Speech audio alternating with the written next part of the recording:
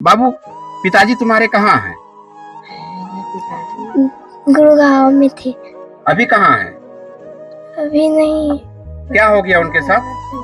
मौत हो गया। है क्या था, मार दलको बाबू, मार दलको। ये जानकारी कब हुआ? वे है सांझ के जब हेलो बाबू, संझे के से बार हेलो कि अपना बेटा बेटी को ठीक से पालन कीजिएगा। हम घर जाएंगे तो ठीक है, और नहीं जाएंगे तब जानेंगे कि शिवानी पापा नहीं है। इस तरह से रोजी रोजगार के लिए बाहर कमाने के लिए लोग जाते हैं और यूं ही उनकी हत्या होती रही तो लोग अपने परिवार का भरण पोषण करे तो करेंगे कैसे? तो उसको भी गोली मार दूंगा। अगर मकान मालिक को बोलेगा तो मकान मालिक को भी गोली मार दूंगा। धमकी दिया, गाड़ी में घुमा घुमा के मारा है। रोजी रोजगार के लिए लोग बाहर कमाने जाते हैं। झारखंड के कई हजार प्रवासी मजदूर अपने रोजी रोजगार के लिए बाहर जाते हैं। विभिन्न कारणों के कारण उन्हें कभी विदेशों में फंसा दिया जाता है तो कभी अपने ही देश में उन्हें हत्या कर दिया जाता है। हम आज उस जगह का दृश्य आपको दिखाने जा रहे हैं जो हरियाणा के गुरुग्राम में गिरिडीह जिला के जमुआ प्रखंड के एक युवक की निर्मम हत्या इसलिए कर दिया जाता है कि वह अपने रोजी रोजगार का कमाया हुआ पैसा मांगता है। कई महीने काम करने के बाद जब उन्हें रुपया नहीं मिलता है तो वह काम करने के लिए छोड़ देता है। सेठ के द्वारा उन्हें पुनः झांसा देकर बुलाया जाता है कि आओ हम तुम्हें पैसा दे देते हैं। अब उन्हें क्या पता थी कि यह पैसा मेरा जी का जंजाल बन जाएगा, मेरी मौत का कारण बन जाएगा।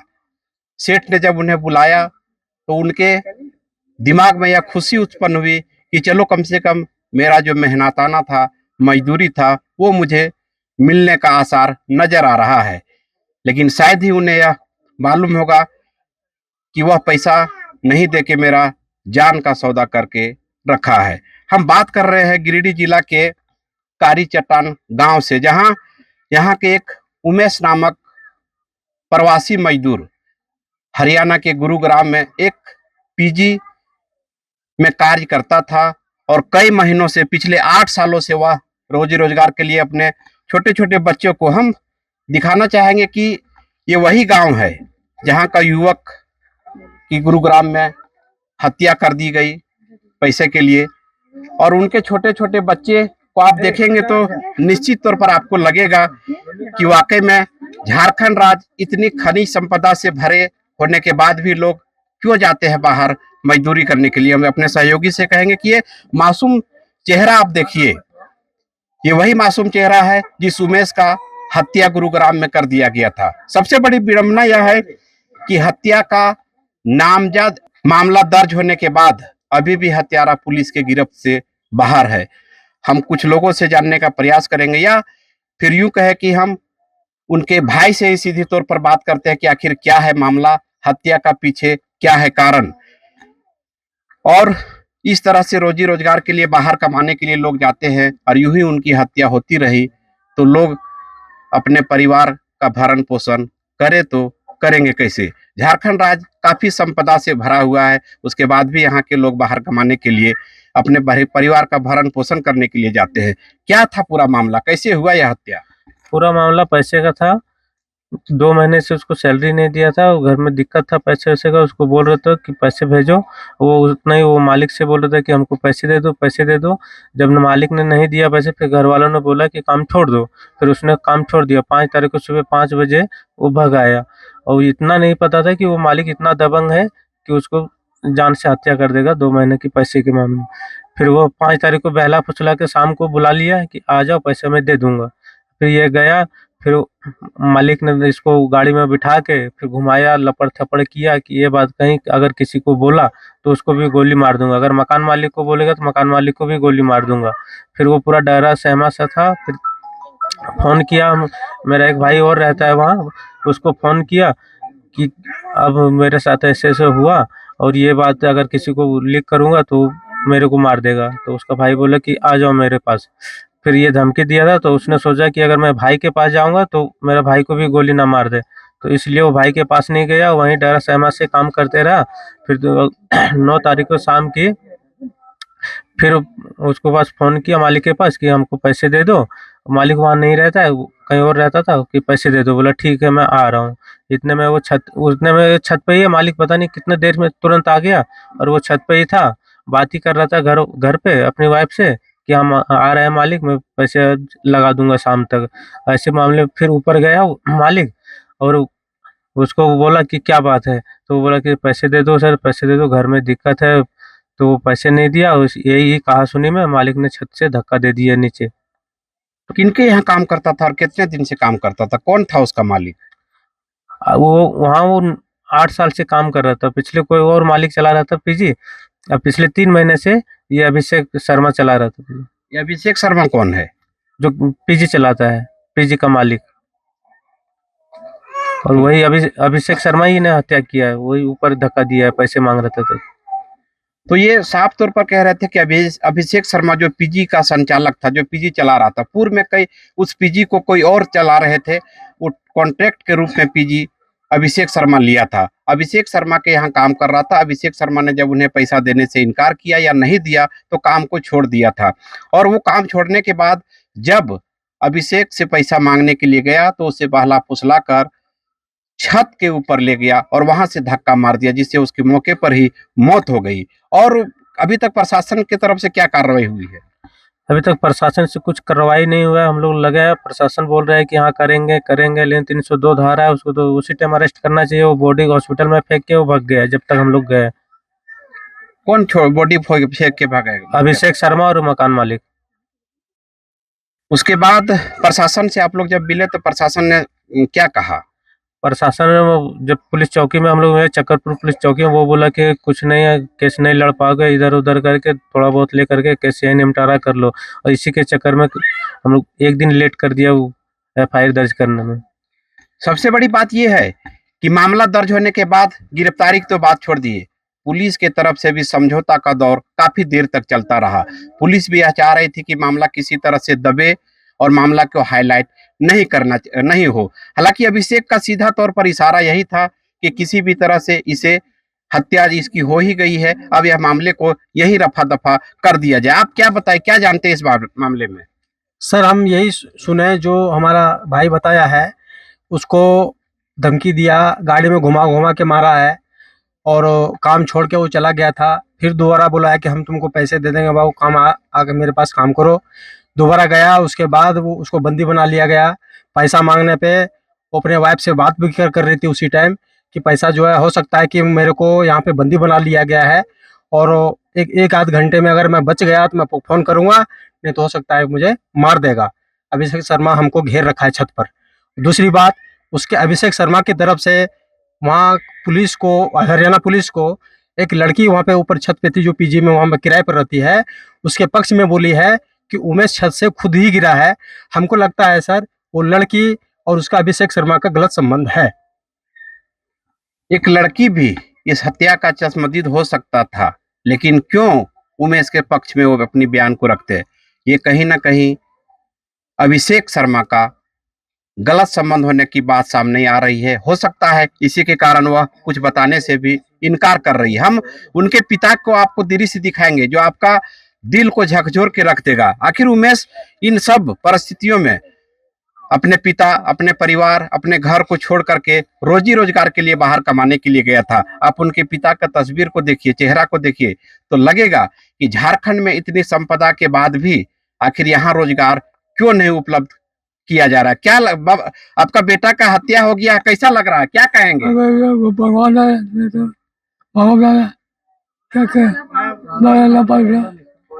तकलीफ आप देख सकते हैं, यह बीमार है, इनको पोलियो से ग्रसित है, ये नहीं बोल पा रहे, लेकिन उनकी भाव से आप समझ सकते हैं कि बेटा का मृत्यु का दर्द कैसा हो सकता है। आप उनके छोटे छोटे जो बच्चे हैं उनको भी देखेंगे तो आपको लगेगा कि वाकई में झारखंड में इतनी संपदा बेकार है। झारखंड वासियों के लिए यहाँ का सरकार ने अगर वैसा कुछ व्यवस्था किया रहता तो प्रवासी मजदूर बन के बाहर में काम करने के लिए नहीं जाते। ये तीनों चेहरा उनके बच्चे का है जो आप अब इनका भरण पोषण का जिम्मा सिर्फ और सिर्फ एक उमेश पर ही था। आखिर कैसे इन लोग इस बच्चे का परवरिश होगा, यह बात की बात है। और देखिए यहाँ जो जितने भी लोगों को आप देख रहे हैं, उमेश की मौत से मर्माहत है। हम उनकी पत्नी से भी जानने का प्रयास करेंगे कि आखिर कब जानकारी उन्हें हुई और क्या अभी तक आपको आश्वासन मिला है प्रशासन के तौर पर, और क्या अभी तक प्रशासन ने कार्रवाई किया है। स्थानीय तौर पर क्या आपको सहयोग मिल पाया है या नहीं मिल पाया है, कब आपको जानकारी हुआ? 5 बजे शाम को 5 बजे शाम को फोन किया मेरा पास, शिवानी मम्मी इधर मेरा बात सुनिए, क्या यहाँ मेरा आदमी लगा हुआ है, हम घर जाएंगे कल सुबह में, फोन करेंगे कल सुबह में, तब जानिएगा क्या शिवानी पापा जिंदा है, और फोन नहीं करेंगे तो जानिएगा शिवानी पापा नहीं है। ये फोन में मेरा पहले बता चुका है। कब फोन किए थे वो? शाम के 6 बजे, शाम 6 बजे 5 बजे तक बात किया था, 1 घंटा। सब चीज बोल लिया कि अपना बाल बच्चा को पालन ठीक से कीजिएगा, हम नहीं जाएंगे घर तक।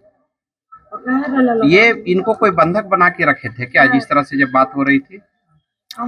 ही मेरा बताया, अब क्या हो रहा था सो हम नहीं जानते। वहाँ पे ऐसा इतना हम मेरा बोल लिया फोन में करके कि अपना बेटा बेटी को ठीक से पालन कीजिएगा, हम घर जाएंगे तो ठीक है, और नहीं जाएंगे तब जानेगा कि शिवानी पापा नहीं है। इनकी मौत की सूचना आप लोग को कब मिला, कैसे जानकारी हुआ? जानकारी हुआ जब ये बात बोला मेरा, तो हम बोले क्या कभी ये बात नहीं बोल रहे थे, आज कैसे बोल रहे हैं ये बात। तब बोला शिवानी मम्मी मेरा कसम है, मेरा बात विश्वास कीजिए, आज हम कल घर जाएंगे, फोन स्विच ऑफ कर देंगे, फोन खुलेगा कॉल जाएगा तो समझिएगा क्या जिंदा है, और नहीं कॉल जाएगी तो समझिएगा क्या नहीं है। तो इतना बात करते करते फोन उसका गिर गया, तो हम इधर से कॉल मिलाए बार बार, तो कॉल नहीं उठाया। तो अपना देवर के पास फोन मिलाया तो देवर भी नहीं उठाया। तब मेरा गोतनी थी, चचेरी गोतनी, उसका पास फोन मिलाया तो गोतनी बोला डायरेक्ट क्या बोल, बहन अपना बेटा बेटी के आप ठीक से रखिए, अपना पति पे ध्यान नहीं रखिए। तो ये दर्द भरी कहानी उनकी हत्या से पहले उमेश ने अपनी वाइफ को सुनाया था, और इतना अनहोनी होगा शायद इन्हें भी ये मालूम नहीं था। लेकिन क्या कसूर था उमेश का? क्या रोजी रोजगार के लिए बाहर जाना, किसी के यहाँ नौकरी करके अपना बाल बच्चे का परिवार का भरण पोषण करना उनका गुनाह था? यही कारण बना, पैसा ही उनका कारण बना। अगर वो पैसा नहीं मांगता अभिषेक से तो शायद उसकी मौत नहीं हो पाती। बाबू, पिताजी तुम्हारे कहाँ हैं? गुड़गांव में थे। अभी कहाँ हैं? अभी नहीं। क्या हो गया उनके साथ? मौत हो गया। कैसे पता, कब पता चला तुम लोग को? 6 बजे शाम को। तो ये नम भरी आंखों से जब उनकी बेटी ये कह रही है कि मेरे पिताजी गुड़गांव में थे, अब नहीं है, हम ये अभिषेक का भी तस्वीर आपको दिखाने का प्रयास करेंगे। ये तस्वीर वही अभिषेक का है जो उमेश इन्हीं के पास में काम करता था, और जब इससे पैसा मांगने के लिए गया तो इन्होंने छत पर बुला के उन्हें धक्का मार दिया, जो मौके से ही उसकी मौत हो गई। अब हरियाणा पुलिस क्या कार्रवाई करती है ये तो बात की बात है, लेकिन सबसे बड़ा दुख का बात यह है कि हत्या का मामला दर्ज होने के बाद भी अभी तक हरियाणा पुलिस कोई आवश्यक पहल नहीं किया है। आप बताइए, क्या आपको पता चला, आप कौन है? उमेश कौन लगता था? भाई है बाबू, भाई लोकल को भाई बंद कर दल को महिलवा बोलो हमरा भी जानियो, बोलो हमरा पकड़ ले ले छोड़ तो तब फोन करबो, और ना या छोड़ दो दिया जानियो, अब ना भाई बाजी आंदा मार के लिए अब जरे मार दल को हाथ में पकड़ लल को, पैसा मांगे के चक्कर में गेलियो, लोभी करके मांगे लल को, बोले याद दे पैसा, हां से भैया कह के बोला पैसा तो लभी, पैसा लभी हमार है क्या था, मार दलको बाबू, मार दलको ये बच्चा। जानकारी कब हुआ आपको? वे है सांझ के जब भेलो बाबू, सांझे के से बार भेलो, सांझे के।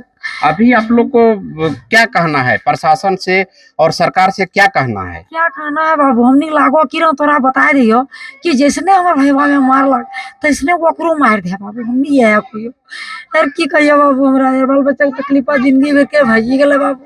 अब विचार तो नहीं लगाए दे एकरे बाल बच्चा। ये उद्गार इस गांव की महिला जो उनका रिश्ते में भाई लगता था, वो साफ तौर पर कह रही कि क्या अपना पति, अपना बेटा, अपना बच्चा को बाहर भेजना अगर गुनाह है तो रोजी रोजगार के लिए हमारे राज्य में भी कोई लोग नहीं आवे।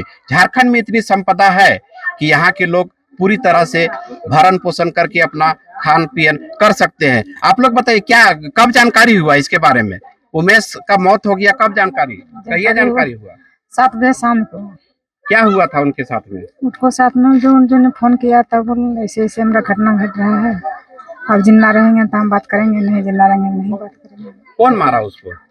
उसको मालिक मरा हुआ है। उसका मालिक। आप चाचा, आप जानते हैं उमेश के साथ में क्या हुआ? कहाँ काम करता था ये? काम नहीं करता, हम तो घर में रहते हैं। नहीं, उमेश जिसका मौत हो गया वो कहाँ रहता था? गुड़गांव में। क्या हुआ उसके साथ में? उसका साथ में हम किया या नहीं है, हमको क्या मालूम पड़ेगा। नहीं, उसका मौत हुआ, ये कैसे हुआ? कुछ जानकारी कुछ सुने होंगे ना? पैसा मांगने के लालच में मारा, बोला के। हाँ, कौन मारा है? उसका मालिक। तो ये सीधे तौर पर पैसा का मामला था और पैसे के लिए ही उमेश का मौत हो गया। हम और कुछ लोगों से जानने का प्रयास करेंगे कि आखिर क्या कारण था और क्यों उमेश को मार दिया गया। उमेश मजदूरी करता था बाहर में अपने बाल बच्चे का परवरिश के लिए। आप चाचा, कैसे पता चला कि उमेश की मौत हो गई है? यहाँ पर 7 बजे शाम को पता चला कि माने मालिक 2-3 महीना से इसका पैसा नहीं दे रहा था, तो वही पैसा का माने पैसा मांगने का, वो उसको घर आने का टाइम हो गया था, घर आने के बाद में पैसा मांगने लग गया। जब पैसा मांगने लग गया उसी में बकझक हुआ, छत पर बुला करके इसको धक्का मार के गिरा दिया। धक्का मार के गिराने से मौत हुआ उसका। हाँ, आप बताइए ना, क्या जानकारी है आपके पास में, कैसे पता चला कि उमेश की मौत हो गई है? उस दिन उसका परिवार बात कर रहे थे, हम लोग घर में थे, तो बात करते करते वो बोले कि हम घेरा गए हैं, अब अगर हम जिंदा रहेंगे तो कल बात करना सुबह, और नहीं जिंदा रहेंगे तो हल्दी बार देना है। इसी क्रम में तुरंत उसका साथ में वहाँ कोई एक लड़का था, तो वो उतना बोलते बोलते उसको धक्का मार के मार दिया।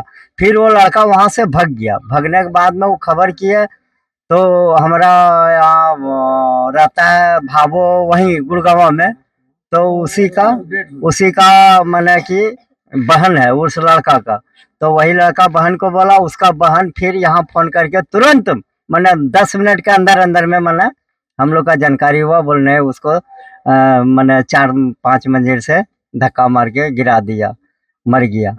और वही मारा यार, वही मालिक लगा करके और हॉस्पिटल में भर्ती कर दिया।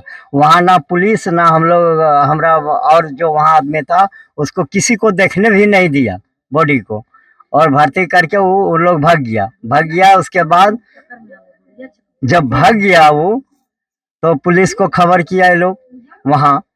जब पुलिस को वहाँ पर खबर किया तो पुलिस आया यहाँ पीजी में, इंक्वायरी करके फिर मैंने कि वो बोला कि ठीक है हम एथी करेंगे, केस लड़ने से कोई फायदा नहीं होगा, यहाँ समझौता कर लो। सुनने में आ रहा है कि वो बड़ा मैंने दबंग था मालिक, क्या पता गैंग वैंग में चलता होगा। तो हमको लगता है कि कम से कम 12-13 घंटा तो पुलिस थाने पर एफआईआर को मैंने रोक के रखा था कि यही समझौता कर लो, है यही समझौता कर लो।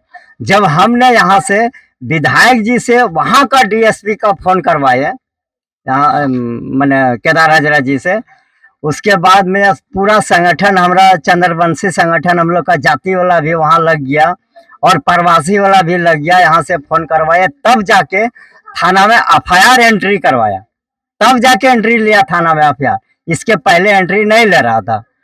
तो इस मामले सत्या हमको कहने का मतलब है कि जिस तरह का इसको हत्या किया गया है, छोटा छोटा बच्चा है, इसका भरण पालन पोषण अभी पूरा जिंदगी इन लोग का बाकी है। अब हम राज्य सरकार, भारत सरकार और जो भी है सबसे, हरियाणा सरकार सबसे, कि जिस तरह से इसका मृत्यु किया उस तरह से उसको न्याय, फांसी मिलना चाहिए, फांसी होना चाहिए, होने लायक में है। प्रशासन अभी तक कोई कार्रवाई नहीं की है। प्रशासन कोई कार्रवाई अभी तक नहीं किया है। तो आक्रोश तो लोगों में है, क्योंकि एक हत्या का मामला है और अभी तक प्रशासन कोई आवश्यक पहल भी नहीं किया है। आखिर क्या वजह है? माननीय मुख्यमंत्री झारखंड, आप भी इस तस्वीर को गौर से देखिए और ऐसे ऐसे छोटे छोटे बच्चे को छोड़कर जो यहाँ से बाहर रोजगार करने के लिए जाते हैं, अगर आप वह रोजगार का व्यवस्था अपने ही राज्य में कर देते, क्या लगता है कि अपने राज्य में बाहर से लोग आके रोजगार नहीं करते हैं? कितने यहाँ से बाहर के लोगों की हत्या हुई है। अक्सर यहाँ से कभी सऊदी अरब में, तो कभी मलेशिया में, तो कभी अपने ही देश में प्रवासी मजदूरों की हत्या हो रही है। निश्चित तौर पर इनके लिए एक आवश्यक पहल करनी चाहिए ताकि प्रवासी मजदूर की मौत ना हो सके। अगर अपने राज्य से छोड़ के, अपने देश, अपने गांव घर से छोड़ के अगर जा रहे हैं बाहर कमाने के लिए, तो उनका रोजी रोजगार मिल सके। एक बार तस्वीरों में हम उन मासूम चेहरों को दिखाना चाहेंगे जो उनके घर के परिवार हैं, उनके गांव के लोग हैं, काफी मर्माहत है इस हत्या से और कहीं ना कहीं भी यह इंसाफ का गुहार लगा रहे हैं प्रशासन से, राज्य सरकार से, हरियाणा सरकार के से, कि जिस तरह से हमारे बेटे, हमारे पिता, हमारा पति का हत्या हुआ है, वैसे उन अपराधी को भी सजा मिले। हरियाणा पुलिस से अपील है कि निश्चित तौर पर ऐसे मामलों में त्वरित कार्रवाई करते हुए फास्ट ट्रैक मामला कोर्ट में चला करके वैसे हत्यारे को सजा दे, ताकि कोई भी प्रवासी मजदूर जब अपने बाल बच्चे को, अपने परिवार को छोड़ के यहाँ से रोजी रोजगार के लिए जाए तो उसकी हत्या चंद पैसों के लिए ना हो जाए। हम यहाँ की और कुछ अगले कड़ी में आपको दिखाने का प्रयास करेंगे कि आखिर क्या अभी तक इन लोगों को सरकार के तरफ से या फिर हरियाणा सरकार के तरफ से सहायता मिल पाया है। यहाँ के लोगों का कहना है कि उनके बच्चे को भरण पोषण के लिए सरकार यहाँ कुछ व्यवस्था कराए ताकि उनका छोटे छोटे जो बच्चे हैं उसका भरण पोषण हो सके। फिलहाल के लिए नमस्कार।